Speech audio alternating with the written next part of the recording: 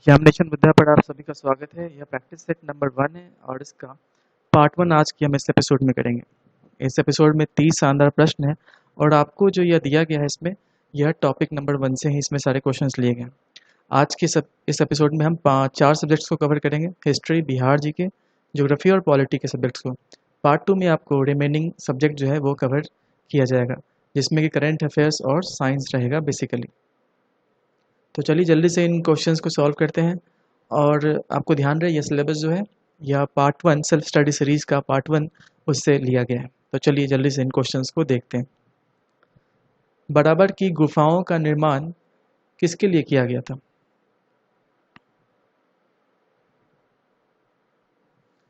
Bihar GK से यह प्रश्न है, बड़ा ही महत्वपूर्ण है। तो बराबर की गुफाएं जो है यह जहानाबाद जिले में स्थित है और इनका निर्माण जो है यह किया गया था आजीवक संप्रदाय के अनुयायियों के लिए और बौद्ध भिक्षुकों के निवास के लिए, जो कि यहाँ पर ऑप्शन डी जो है वह करेक्ट हो जाएगा। क्वेश्चन 1 का डी होगा। मालिक इब्राहिम या मालिक बया का मकबरा कहाँ स्थित है?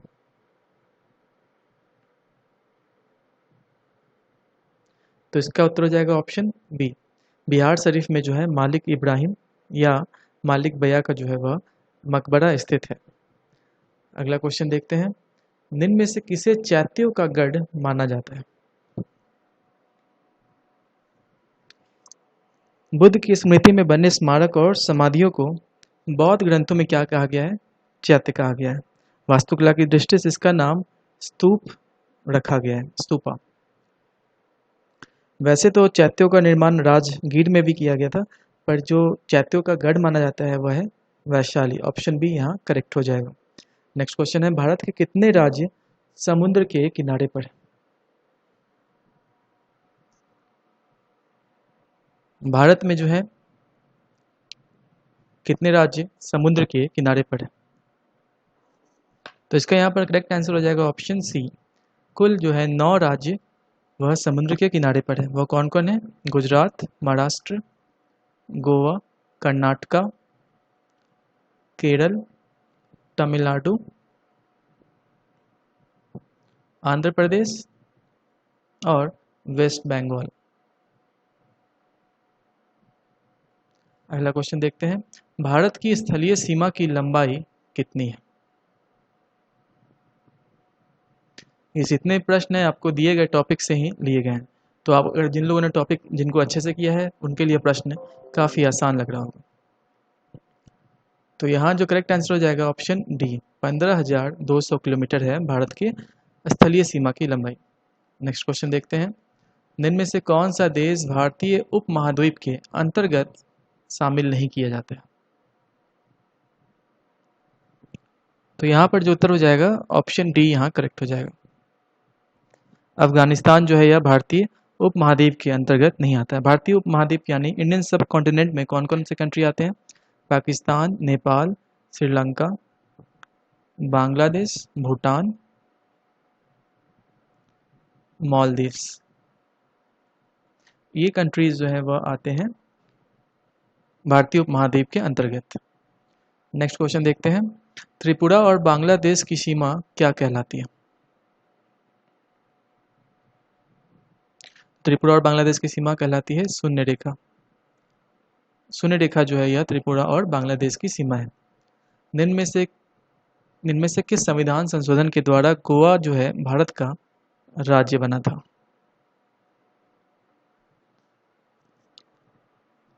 तो गोवा भारत का राज्य बना था 66वें संविधान संशोधन के बाद। इसके द्वारा जो है गोवा को भारत का राज्य बना दिया गया था। अगला क्वेश्चन है, एक समुद्री मील यानी एक नॉटिकल माइल्स जो है कितने किलोमीटर के बराबर होता है? 1 नॉटिकल माइल्स। नॉटिकल माइल होता क्या है? नॉटिकल माइल जो होता है वह समुद्र में दूरी मापने की इकाई को कहते हैं। 1 nautical mile is equal to जो होता है वह होता है मीटर्स में। अगर आप बात करेंगे तो 1852 मीटर। यहाँ प्रश्न में पूछा गया किलोमीटर्स में, तो यहाँ करेक्ट आंसर जो पॉसिबल है, बेस्ट पॉसिबल, ऑप्शन सी हो जाएगा।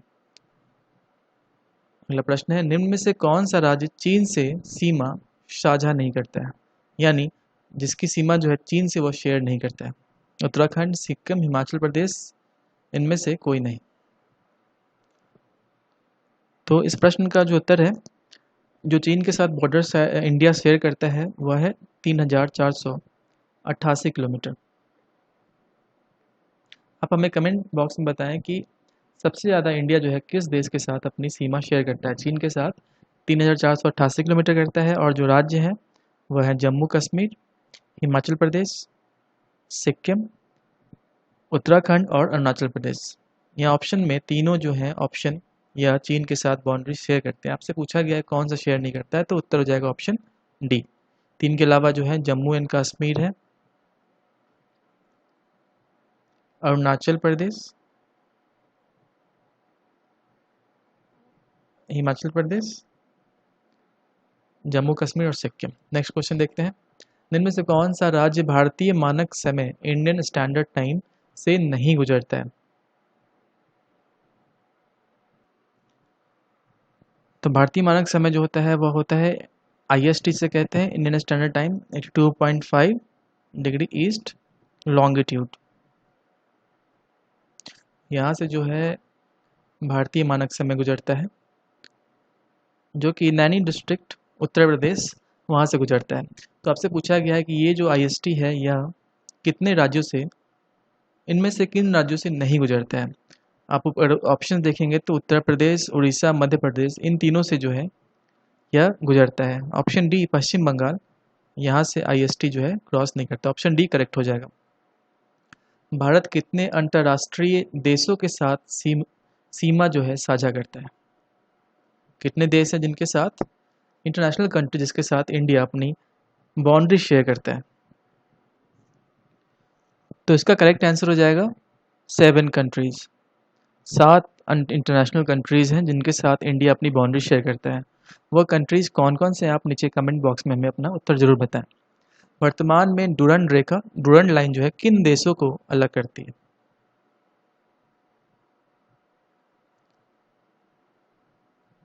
तो इसका करेक्ट आंसर हो जाएगा पाकिस्तान और अफगानिस्तान। वर्तमान में जो है पाकिस्तान और अफगानिस्तान को अलग करने वाली जो रेखा है वह डुरंड रेखा कहलाती है। भारत और चीन को अलग करने वाली रेखा कौन सी है, आप नीचे कमेंट बॉक्स में हमें जरूर बताएं। इनमें से किस दर्रे में जवाहर सुरंग स्थित है? ये जो आपको दिए गए हैं ऑप्शंस में, ये पास है जिसे दर्रा कहा जाता है। कहाँ पर यह जवाहर टनल जो है वह सिचुएटेड है? तो जवाहर टनल जो सिचुएटेड है वह है बनिहाल पास। बनिहाल पास में जवाहर टनल आपको मिलता है। बनिहाल पास जो है यह पीरपांजल रेंज में पाया जाता है, और यह कनेक्ट करता है किसको, जम्मू कश्मीर और श्रीनगर को। भारत के कुल कितने राज्य पड़ोसी देश की सीमा से जुड़ते हैं? ये जितने क्वेश्चन है काफ़ी बेसिक हैं, आपको दिए गए टॉपिक से लिए गए हैं। हालांकि बेसिक क्वेश्चन ही जो है जनरली स्टूडेंट्स गलती करते हैं एग्जामिनेशंस में। कॉमन क्वेश्चंस, क्योंकि मैक्सिमम स्टूडेंट जो है अनकॉमन क्वेश्चंस को तैयारी करने में लगे रहते हैं, और आपसे बेसिक क्वेश्चंस में ही गलती हो जाती है। इसलिए हमारा जो एम है वह बेसिक क्वेश्चन के साथ साथ एडवांस क्वेश्चंस को भी अच्छे से कवर करना है। तो यहाँ पर जो है उत्तर है ऑप्शन ए, 17 राज्य जो हैं या पड़ोसी देश की सीमा से जुड़ते हैं। अगला प्रश्न है, निम्न में से क्या असम एवं अरुणाचल प्रदेश के बीच सीमा बनाती है? महत्वपूर्ण प्रश्न है, इसका आप उत्तर कीजिए। असम और अरुणाचल प्रदेश के बीच जो सीमा बनाती है वह है ऑप्शन बी, संकोच नदी। संकोच नदी या भूटान से उत्पन्न होती है। इसका उद्गम स्थल कहाँ है, भूटान में है, और भूटान से निकल के यह मिल जाती है ब्रह्मपुत्र में, आसाम में जाकर। और यही नदी जो है बाउंड्री बनाती है असम और अरुणाचल प्रदेश के बीच में। नेक्स्ट क्वेश्चन है, 1773 का जब रेगुलेटिंग एक्ट पास किया गया तब ब्रिटिश प्रधानमंत्री कौन थे? रेगुलेटिंग एक्ट ऑफ 1773, जितने भी रेगुलेटिंग एक्ट है सबके फीचर्स काफ़ी इंपॉर्टेंट है। आप सबको एग्जामिनेशन के पर्सपेक्टिव से सारे पॉइंट्स को बार बार रिविजन करना इंपॉर्टेंट है। तो इसका यहाँ उत्तर हो जाएगा ऑप्शन ए, लॉर्ड नॉर्थ जो है उस वक्त ब्रिटिश प्रधानमंत्री थे जब 1773 का रेगुलेटिंग एक्ट पास किया गया था। किस अधिनियम द्वारा मुंबई एवं मद्रास के गवर्नर को बंगाल के गवर्नर के अधीन किया गया था? तो इसका करेक्ट आंसर हो जाएगा 1773 का रेगुलेटिंग एक्ट। ऑप्शन ए यहाँ करेक्ट है। किस एक्ट के द्वारा बंगाल के गवर्नर जनरल को भारत का गवर्नर जनरल कहा जाने लगा? महत्वपूर्ण प्रश्न है, कई बार यह एग्जामिनेशन में रिपीटेड है। तो इसका करेक्ट आंसर यहाँ क्या है? ऑप्शन डी, 1833 का चार्टर एक्ट जो है उसके अंतर्गत बंगाल के गवर्नर जनरल को भारत का गवर्नर जनरल कहा जाने लगा था। और जो सबसे प्रथम भारत के गवर्नर जनरल थे वो कौन थे? आप हमें कमेंट बॉक्स में इसका उत्तर बताएं। भारत में पहली बार महिलाओं को वोट देने का अधिकार कब मिला था? वह कौन सा भारत शासन अधिनियम था जिसके द्वारा जो है भारत में महिलाओं को वोट देने का अधिकार प्रदान किया गया था? तो इसका करेक्ट आंसर है मॉन्टेगू चेम्सफोर्ड रिफॉर्म्स 1919। इसके अंतर्गत जो है भारत में पहली बार महिलाओं को वोट देने का अधिकार मिला था। ऑप्शन ए यहाँ करेक्ट हो जाएगा। आप हमें कमेंट बॉक्स में बताएं, एक प्रश्न है आपके लिए, जब यह अधिकार दिया गया महिलाओं को वोट देने का, उस वक्त ब्रिटिश प्रधानमंत्री कौन थे? ब्रिटिश पीएम कौन थे? मैं फिर से इस प्रश्न को दोहरा रहा हूँ, जब भारत में पहली बार महिलाओं को वोट देने का अधिकार दिया गया उस वक्त ब्रिटिश प्रधानमंत्री कौन थे? आप कमेंट बॉक्स में इसका उत्तर हमें बताएं। मार्ले मिंटो सुधार बिल किस वर्ष पारित किया गया था?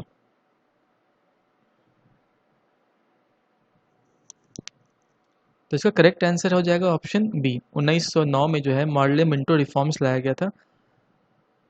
मिंटो जो है उस वक्त भारत में वॉइसरॉय थे और मार्ले वॉज सेक्रेटरी। मिंटो को जो है भारत में कहा जाता है, लॉर्ड मिंटो को, father of communal electrode, father of communal electrode कहा जाता है लॉर्ड मिंटो को। नेक्स्ट क्वेश्चन है, किस अधिनियम द्वारा गवर्नर जनरल को पहली बार अध्यादेश जारी करने की शक्ति प्रदान की गई? आप ऑप्शंस देखें और इसका उत्तर करें। अध्यादेश यानी ऑर्डिनेंस,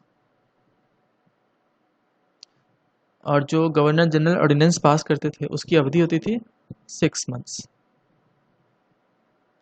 तो यहाँ करेक्ट आंसर होगा ऑप्शन ए, 1861 का भारत परिषद अधिनियम के अंतर्गत जो है गवर्नर जनरल को पहली बार ऑर्डिनेंस जारी करने की शक्ति प्रदान की गई थी। नेक्स्ट क्वेश्चन है, सबसे प्राचीन वेद कौन सा है? इसका करेक्ट आंसर हो जाएगा ऑप्शन ए, ऋग्वेद। ऋग्वेद की रचना किसने की थी? आप हमें कमेंट बॉक्स में बताएं। ऋग्वेद में जो है बेसिकली क्या है, इसमें भजन है, प्रेयर्स हैं वैदिक गॉड्स के लिए लिखे गए हैं, जैसे कि अग्नि, इंद्र, मित्र, वरुण और सूर्य के लिए। अग्नि को जहां फायर गॉड कहा जाता था, इंद्र को कहा जाता था lord of heavens. Next question देखते हैं, लिंगराज मंदिर किस शैली का एक उदाहरण है? लिंगराज टेम्पल कौन से शैली का उदाहरण है? आप हमें कमेंट बॉक्स में आप हमें इसका उत्तर बताएं। लिंगराज मंदिर का निर्माण किसने करवाया था? तो इसका निर्माण करवाया था, आप इसको जरूर नोट कर लें या याद कर लें, इंपॉर्टेंट है, जजाति केसरी ने। जजाति केसरी ने लिंगराज मंदिर बनवाया था 11वीं सेंचुरी में, और यह भुवनेश्वर का सबसे बड़ा मंदिर है। यह जो है पंचायतन शैली पर आधारित है, उसका एक बहुत अच्छा उदाहरण है, उस शैली पर यह बनाया गया। नेक्स्ट क्वेश्चन देखते हैं, सर्वप्रथम भारतवर्ष का जिक्र किस अभिलेख में पाया गया? जूनागढ़, मंदसौर, प्रयाग स्तंभ या हाथी गुम्फा अभिलेख? तो भारतवर्ष का जो जिक्र है यह पाया गया हाथी गुम्फा अभिलेख में। हाथी गुम्फा कौन से किंगडम से संबंधित है? आप हमें इसका उत्तर कमेंट बॉक्स में बताइए। निम्न में से एहोल अभिलेख किसके द्वारा रचित है? एहोल इंस्क्रिप्शंस जो है उसके रचयिता कौन है?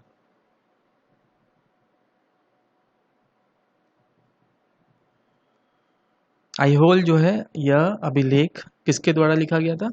तो यह लिखा गया था रवि कीर्ति के द्वारा। रवि कीर्ति जो है वह पुलकेशिन द्वितीय के कोर्ट में जो है कवि था, दरबारी था, दरबार का कवि था। पुलकेशिन दो के कोट में वो क्या था, कोट पोएट था। और ऐहोल इंस्क्रिप्शन में, ऐहोल अभिलेख में क्या है, उसमें यह लिखा गया है कि हर्षवर्धन को पुलकेशिन द्वितीय ने हराया था। नेक्स्ट क्वेश्चन देखते हैं, सिक्कों के अध्ययन को क्या कहा जाता है? आप ऑप्शंस देखिए और इसका उत्तर करें।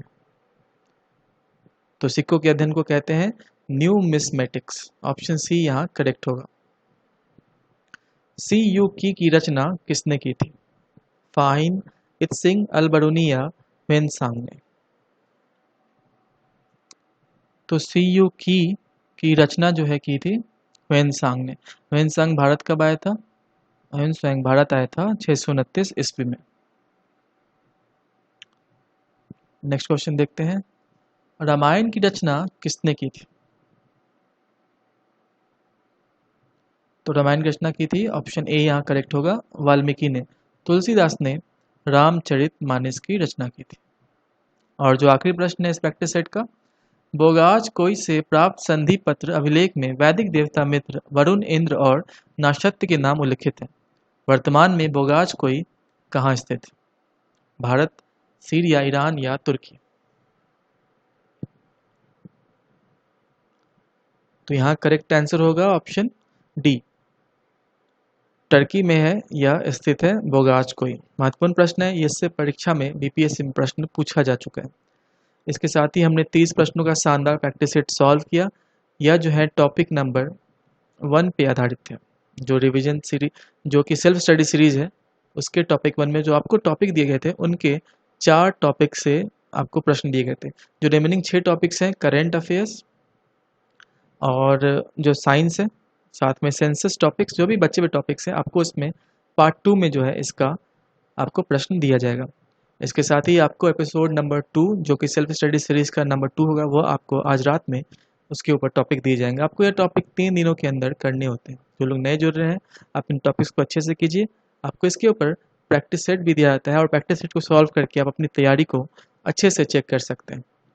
याद रखिए, जितना आप रिविज़न करेंगे उतना आप समय के साथ अच्छे होते जाएंगे, क्योंकि रिविज़न करना ही आपके लिए सफलता की कुंजी होगी। क्योंकि ये जो प्रीलिम्स टेस्ट होता है, इसमें आपके मेमोरी की टेस्टिंग की जाती है कि आप चीज़ों को कितना याद रखते हैं। कई बार हम आसान प्रश्नों को सामने रहते हुए भी सॉल्व नहीं कर पाते हैं।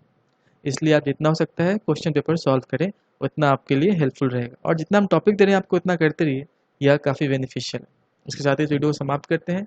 जिनको पीडीएफ चाहिए वो टेलीग्राम चैनल एग्जामिनेशन बुद्धा को ज्वाइन कर सकते हैं, आपको वहाँ पर यह पीडीएफ मिल जाएगा।